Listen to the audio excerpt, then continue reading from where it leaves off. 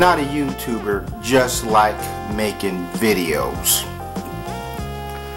And in this video I'm going to be talking about yours truly, Mr. Madness. And I like to come out with these videos periodically because I've been doing them for a while, you know, before a whole lot of other people, not saying I was the first. And I like to deviate my videos from the pack because I understand there's a lot of people that go against Mr. Madness and they only do it just to garner, you know what I'm saying, a gathering and so forth, or, you know, just people with torches and pitchforks. And, you know, and they just do it for attention, you know. And some of these people, once they gather an audience or whatever, they don't care, you know what I'm saying. They'll go after anybody. And then they'll give props to Mr. Madness, you know what I'm saying, after Mr. Madness gave him some subscribers, you know what I'm saying. I think that's completely balderdash. But as I've stated, this corner of YouTube has become desolate, decrepit, and dilapidated. But here, this ain't, you know what I'm saying, a video to bash TJ, because, you know, I'm against all that name calling somebody a bitch ass nigger, you know, because you don't agree with the ideologies. You know, my father taught me better than that. But this is a video to counter, you know what I'm saying, and a belief of his followers, or, you know what I'm saying, or just to question something. You know, is Mr. Madness rhetoric more of a hindrance to, you know, the black commonwealth than white bigots and so forth? Now, we live in a nation of laws. You know, if someone discriminates or commits an act of violence against somebody because of their race or their ethnicity, that's illegal, you know what I'm saying, whether the law will enforce it and so forth, you know, or, you know, racially profile people, you know. Why should they do that in New York, you know, and they always talk about the South, but in the, you know what I'm saying, the boundaries of what's legal, you can't stop anybody for creating their own website and so forth, and their own propaganda on their net, or create their own racist bigots groups and so forth. They have the freedom to do that, freedom of speech and freedom of expression. So hence, we're talking about is white people's, you know, expressing their freedoms and their angst against blacks, is it more of a hindrance than, you know, TJ and those of his ilk, you know? So I'm like, when we think of the white racist, the racialist, and, you know, and when they come on YouTube with their channels, Diversity is Crap and White Igniter, you know what I'm saying, they did a lot of things that TJ did. They gather up clips to support their cause, to make black people seem like degenerates, like animals, and like, oh, this is diversity for you, this is what these are the people we're integrating against, and put up crime stats, and, you know what I'm saying. But hence, they have an agenda. They're you know what I'm saying, they're racist, or they're separatists. So someone to look at them, so basically they're preaching to the choir. You know, people who follow these people are going to be deemed a racist. You know, if someone sits there and listens to rhetoric by the Ku Klux Klan or a Klan member, they're going to be considered, you know what I'm saying, to be a racist. Hence, these racist whites don't have much credibility, because they're going to look at them like, hey, you're a racist, you have an agenda and so forth, you don't like black people, you're only going to find information that supports your cause, you're going to ignore all the blacks that are actually doing good and help and doing positive things for their community and so forth. Hence, you get what I'm saying. Hence, but then when you look at, you know, Mr. Madness there, and you say, well, he's a black person, you know what I'm saying, he comes from black people, so why would a black person, you know what I'm saying, have so much angst against his own people? You know, you see Tommy, he gather up whatever clips and you know what I'm saying, any sort of footage of any type of black female doing anything, you know, whether it's she's beating up a reporter or tearing tags off a mattress and so forth, just to prove his point. But hence, you know, they won't look at him as, okay, he's helping people, you know, he doesn't, you know, they look at him different. Hence, if a white bigot does what Tommy does, they're gonna look at him as simply just having an agenda. This person does not like black people and so forth. Their gathering don't like black people, so hence they get discredited. Where Tommy can come under, you know what I'm saying, the banner of hence, oh, he's trying to help black people, and so he's trying to expose something. But hence, their, you know what I'm saying, their agendas, you know what I'm saying, pretty much, you know what I'm saying, mirror each other. And especially with Tommy, when there's money being involved and so forth, and attention, you know what I'm saying. So you'd be surprised on how warped somebody's mind can be and so forth. See, it's like this. Let's say I wanted to take a trip to Africa, some African country.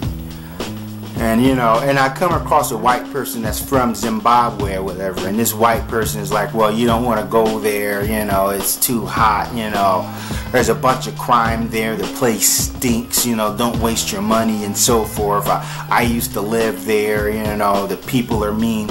But hence, even though this guy lived in Zimbabwe, if he's a white guy, I can understand. I'm like, oh, wow, you know what I'm saying, the blacks and whites in Zimbabwe have a, you know what I'm saying, troubled past. You know, for black people to gain their independence, and once black people gained their independence, they started taking over farms that were owned by white people, and white people were just comfortable, and white people left Zimbabwe because of the friction there, because Zimbabwe used to have a white supremacist government until they got, you know what I'm saying, their independence through Mugabe and so on and so forth. But if I come across a black person from Zimbabwe and he tells me the same thing a white person says, you say, you don't want to go there, you know, there's a lot of crime and this and that. And so that may have more of an impact because it's a black dude, even though he's just spewing out ridiculous rhetoric, but it's coming from a black mouth. Hence, what Tommy says may have more of an impact, especially to white people that are straddling the fence.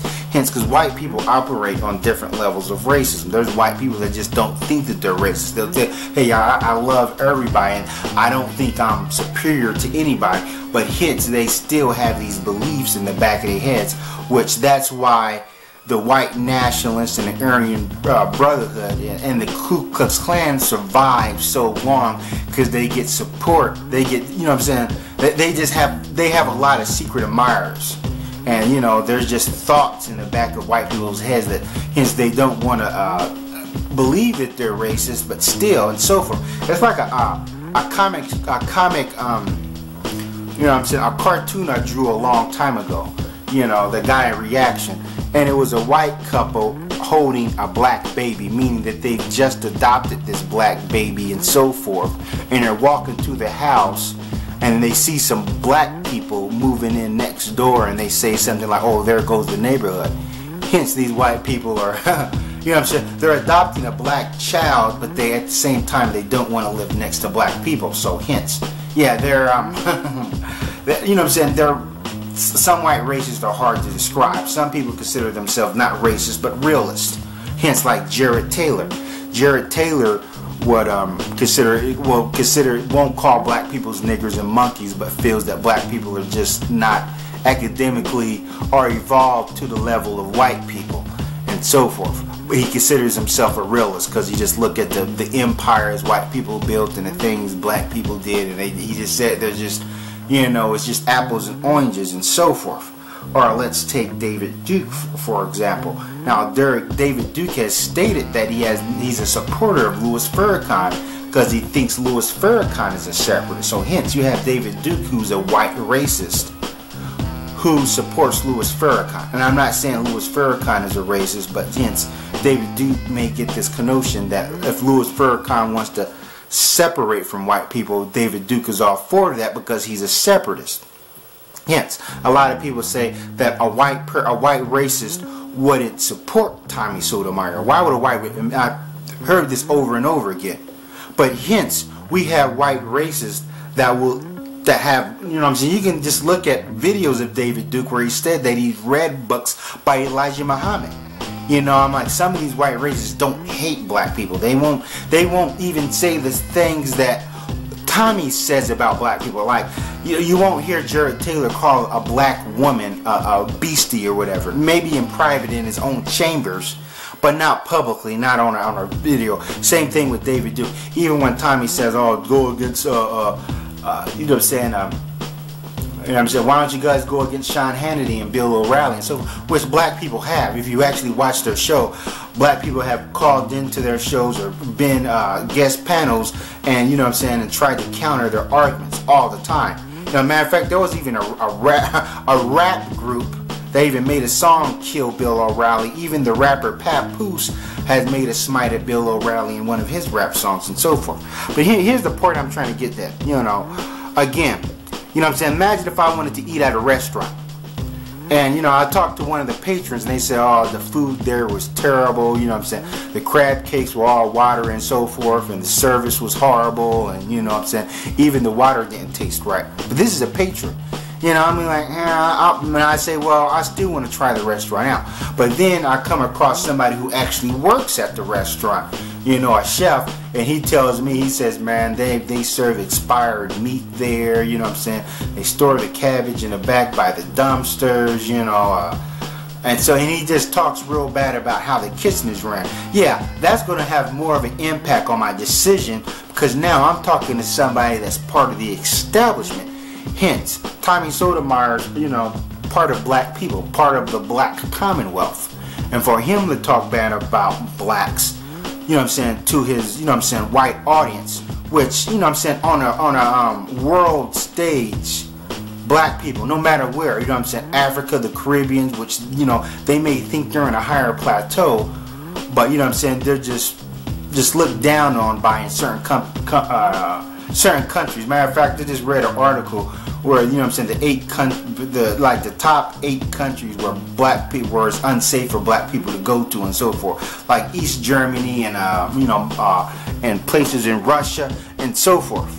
And you know, and a lot of these people in other countries, you know what I'm saying, they feed off, you know what I'm saying, white people's perceptions of black people and so forth. But we try to fight back and we say, oh, that's what white people say, and so that's what the media does. You know what I'm saying? These people are bigots or whatever. Or these people are biased. But then here comes Tommy Sotomayor to reinforce white people's perspective, and hence this is why Caucasians probably like him so more, because they just justify what they're saying. Like white people could, you know what I'm saying, can brush their eyebrow and be like, phew, you know what I'm saying, wipe the sweat off their forehead and be like, phew. You know what I'm saying? And you know what I'm saying? I thought it was me. I thought I was a racist. But there's this black guy here backing me up. So hence you can see how, you know what I'm saying, what he says is a hindrance. Like, you know what I'm saying, a white racist, you know what I'm saying, a white racist can put out propaganda all they want till they have the freedom to do that. But hence they're looked at as an agenda, you know what I'm saying, they're discredited as, hey, they're racist, and some white people, they want to disassociate themselves from these races. But here we come from Tommy and Tommy's ilk, which there's a lot of people imitating what Tommy does, you know, and they're and Tommy never points these people out and so forth, because these same people big up Tommy, but they, you know what I'm saying, recite his gospel and so forth. So hence, that's the type of, that's what I'm saying, that yes, there has been white bigots that have openly support blacks and this and that, and so get it out your head that if you think that, oh, a white racist won't support a black man, you know what I'm saying, you can't put white bigots in a box because they operate on different levels and so forth. As I said, you have white racists that graduated from Ivy League colleges, just like you have white racists living in squalor and drive around burnt up pickup trucks and so forth with a Confederate flag in the back that speak hard, you know what I'm saying, that barely have the grasp of the English language and who is semi-illiterate and so forth. You know, and also I wanted to talk about, to understand that black people we don't have our full individuality. We're still looked at as a monolithic group of people. So any sort of propaganda, you know what I'm saying, projected by us, you know what I'm saying, is a big hindrance and so forth. Like for instance, I remember what TJ talked about, you know, his conflicts with his mother, you know what I'm saying, like to reinforce his point about black women. Well, you know, me and my mom and this and that. Now, me myself, I have an excellent relationship with my mom. I just had a lot of conflicts with my father. But overall, to this day, I speak to them on both of them on the phone weekly and so forth. But I understand what my dad did, why he was so mean to me growing up and so forth. I'm like, you know, so that's why. But I don't know. I don't know. I couldn't just. I can't imagine what it's like to only grow up with a single parent household. But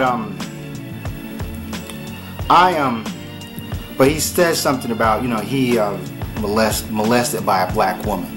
And then there's idiots that go around and say, well, you must understand Tommy's pain. He was molested by a black woman and that's why he goes against him. And stupid ass shit. You know what I'm saying? You know how many people has been molested by white men, but you see them going around like, hey, we must be wary of white men because, you know, this person was molested by one and so forth. Yeah.